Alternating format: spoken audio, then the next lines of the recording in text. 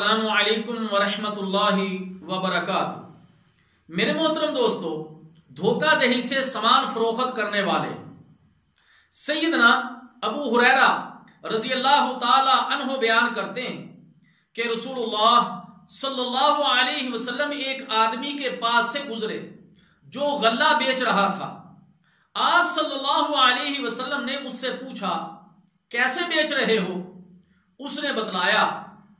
پھر آپ صلی اللہ علیہ وسلم پر وحی کی گئی کہ اپنا ہاتھ اس غلے میں ڈالیے۔ آپ صلی اللہ علیہ وسلم نے اپنا ہاتھ اس میں ڈالا تو اسے گیلا پایا۔ چنانچہ رسول اللہ صلی اللہ علیہ وسلم نے فرمایا جو دھوکہ دیتا ہے وہ ہم سے نہیں۔ اللہ اکبر۔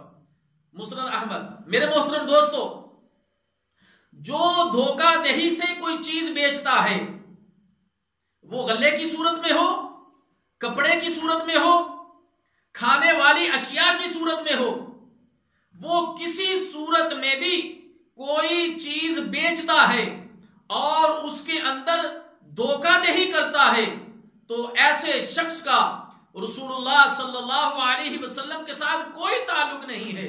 اللہ تعالیٰ جل شانہ سے دعا ہے کہ اللہ تعالیٰ ہر قسم کے دھوکہ دہی سے تمام مسلمانوں کو محفوظ فرمائے۔ والسلام علیکم ورحمۃ اللہ وبرکاتہ۔